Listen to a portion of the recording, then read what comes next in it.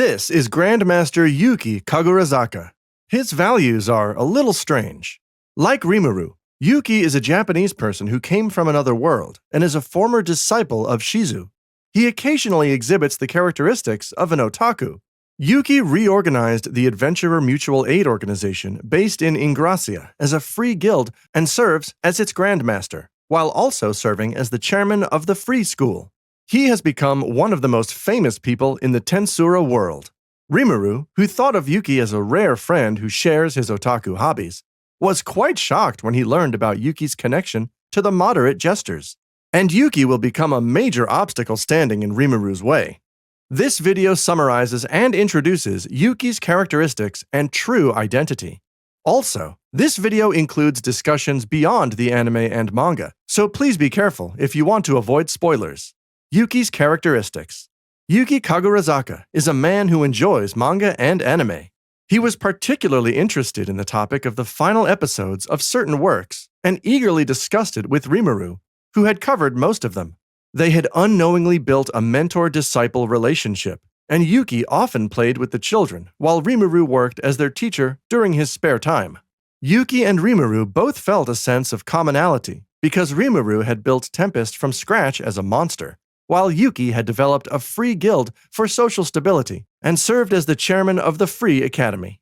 Rimuru enjoyed his time in Ingracia, where trustworthy people lived in the same region and left Tempest completely unattended. However, Yuuki had actually been lying through his teeth, completely deceiving Rimuru with layers of falsehoods based on prior information he had gathered to gain Rimuru's unwavering trust. Although he claimed that he only gained physical abilities and not a unique skill, this was a lie, and he even held back when he kicked Rimuru, and his anger towards Rimuru for eating Shizu-san was also fake. Veldora, who had watched from his stomach, became wary of Yuuki, but when he saw that Yuuki enjoyed manga, he quickly revised his assessment and realized that Yuuki was not a bad person. Yuuki is also skilled at negotiating and manipulating information when dealing with powerful people with his bold and reckless attitude, which may be related to his past. Yuuki's past. At the first meeting with Rimuru, Yuuki claimed to be a transferer, but this was not accurate information. In reality, he was a person from another world summoned by the former demon lord Kazalim. In his previous world, he lost his parents when he was in middle school in a truck accident because the truck driver fell asleep at the wheel. Let's first explain this part. After his parents' death, Yuuki held hatred towards the truck driver who caused the accident, but he was unable to do anything about it. Learning about the truck driver's background, he was in a position where he couldn't refuse work due to the demanding nature of his job. Feeling angry about the unfairness of it all, Yuuki considered taking revenge on society as a whole, but eventually gave up. In the end, he thought about what he could do to change society as a whole. Unlike the slime who asked his junior to delete his secret collections in a HDD just before he died, Yuuki seems to be quite different. Furthermore, even in his previous world, Yuuki had the special ability of psychokinesis, but he seemed to have hidden this special power to avoid unnecessary attention. The reason why Yuuki is good at lying and building his position in the summoned world while keeping his secrets hidden may be due to his background. It was the demon lord Kazalim who summoned Yuuki to the other world. Kazalim, who had been defeated by demon lord Leon and had become a spiritual body wandering around, exerted his power as a cursed lord and summoned Yuuki from another world as the entity to become his vessel for revival. However, Yuuki, who was supposed to become the vessel, had a strong soul and had acquired the unique skill called Creator when he crossed over to the new world. The skill he created using Creator was the anti-skill, which nullified malicious intent aimed at him by Kazalim. As a result, he was able to escape from Kazalim's control and instead incorporated Kazalim's spiritual body into his own, sealing his power. The cunning Yuuki did not destroy Kazalim, but instead made him an ally and began moving towards world domination. Connection with the Moderate Jesters. Yuuki, who holds the position of the boss of the Moderate Jesters, or that person. Yuuki was summoned by the cursed sorcerer King Kazalim, who had lost his body, but he defeated Kazalim with his anti-skill. Yuuki may have saved Kazalim, who was decaying, and had her inhabit Kagali's body because he trusted or could use Kagali, who believed only in herself and her beloved Moderate Jesters. In fact, the Moderate Jesters, led by Kagali, are strongly bonded, and the relationship that started with the condition of Kagali's physical resurrection continues to live without breaking. Yuuki plans to conquer the world with his masked companions, but Rimuru, a slime, appears there. At the point when he showed his tenacity by defeating Orc Disaster and surviving Hinata's attacks, Rimuru was clearly recognized as an enemy in Yuki's mind, deciding he must be defeated someday. On the other hand, Rimuru also had a consciousness that could not come to hate Yuki, and Yuki himself pointed out how naive Rimuru is. Even in this situation, Raphael, who puts Rimuru first, cold-bloodedly analyzes Yuki's behavioral principles and seems to be getting more and more suspicious of him. In the novel version, Yuki and the Moderate Jesters faced a desperate situation due to Jahil's attack. Finally, remembering Rimuru, Yuki tried to buy time until he arrived, saying that he hated relying on others. Yuki's thoughts have not been detailed so far, but he seems to recognize his Moderate Jester companions as someone who can communicate with his heart, and he also regrets not noticing the anomaly of Clayman. Raphael suggests that Laplace and Yuki may be able to do something if they work together, even though they have been attacked by Jahil, who can even crush souls. They will probably appear again, and they may be within Tyr's soul. This is because Footman and Tyr were the first Walking Dead that Kagali created, and they were also immature in the distribution of their souls and power. Therefore, Feldway was able to implant Jahil's soul into Footman and take over. Similarly, Laplace and Yuki's souls may have escaped and resided within Tia, and Seal understood this when she took Tia and Kagali to the underground labyrinth. It is possible that they will emerge on their own, or that Seal will do something for them. About Cerberus. Yuki has many faces, one of which is the leader of the secret society Cerberus that controls the underworld of the Eastern Empire. Let's take a closer look at the Cerberus here. Originally, there was another dark organization that ruled the Eastern Empire, but Yuki crushed it and created a new organization.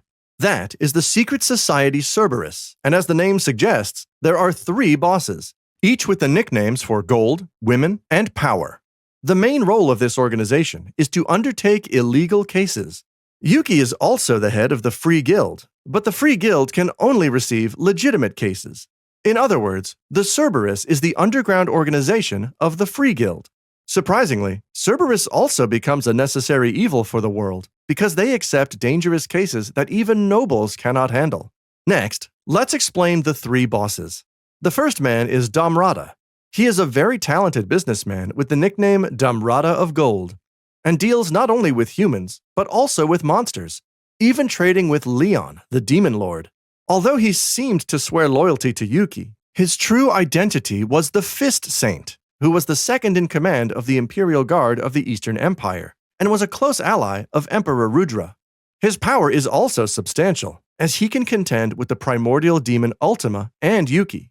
He received an imperial decree from Emperor Rudra, asking him to find someone who can defeat him before the control of the ultimate skill, Lord of Justice Michael, reaches its limit, and he dedicated his life to fulfilling this mission. The second is Vega. He was feared as the incarnation of violence, with the nickname Vega of Power.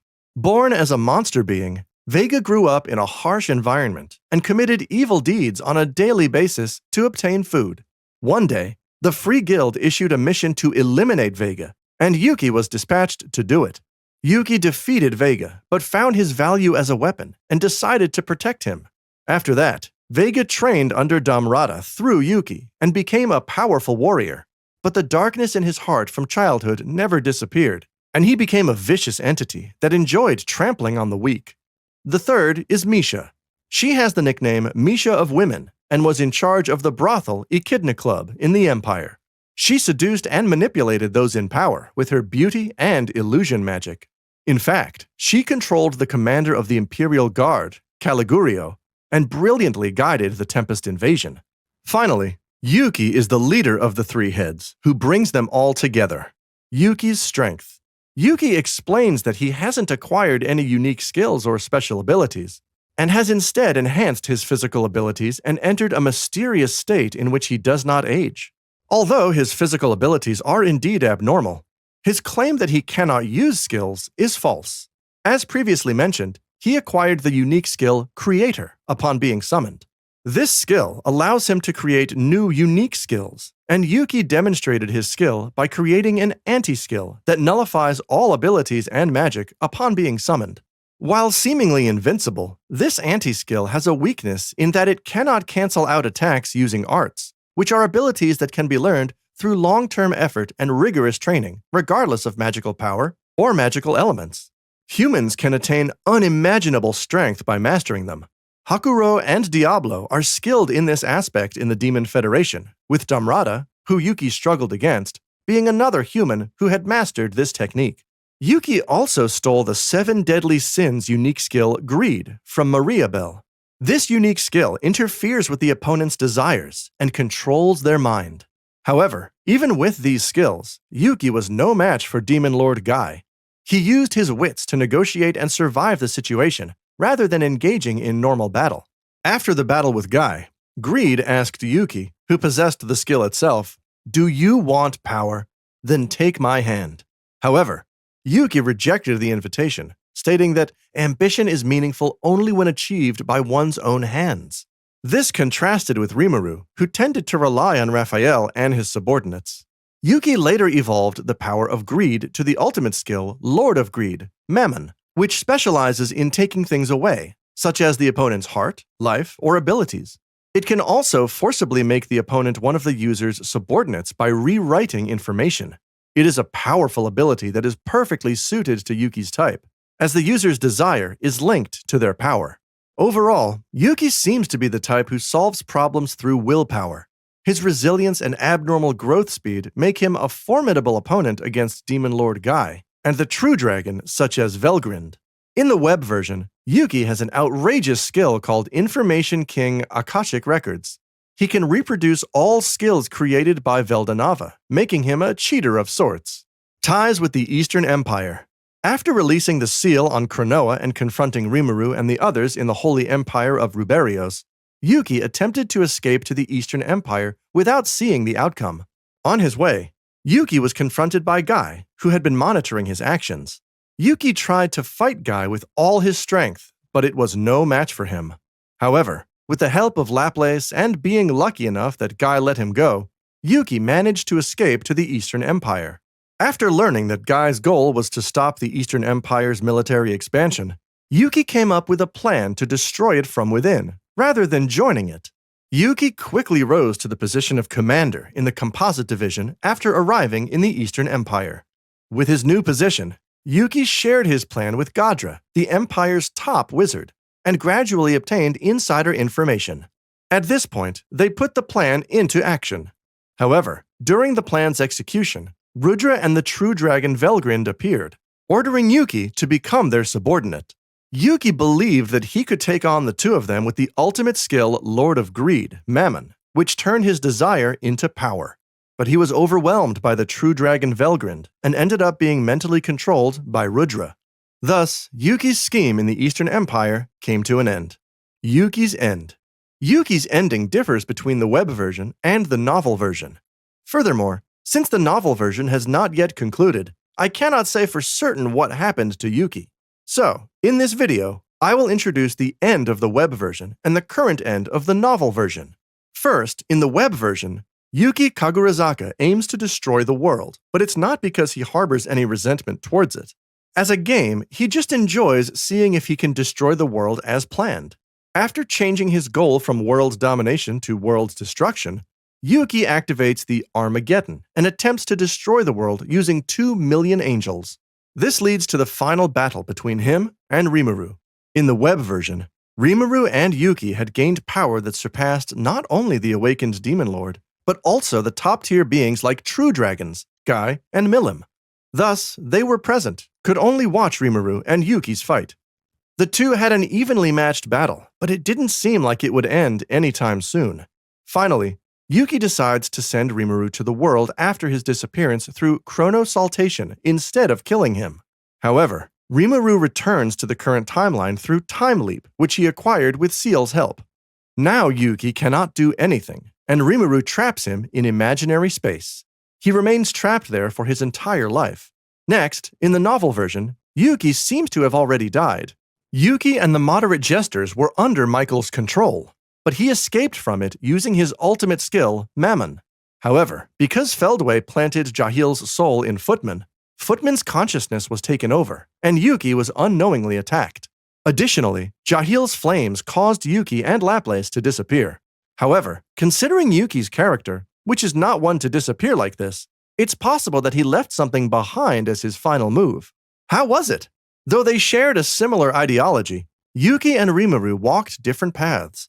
Rimuru doesn't resist relying on others, and she seems to think that as long as everyone can avoid suffering and things work out, anything goes. On the other hand, Yuuki thinks that it's meaningless if he can't accomplish things through his own power. Although they became archenemies due to various incidents, if their paths had been slightly different, they might have been good otaku friends. Since there are differences in the development between the web version and the novel version, it will be exciting to see how they will be depicted in the future. On this channel, I will continue to research ways to enjoy Tensura, so if you haven't already, please subscribe. We'll see you in the next video.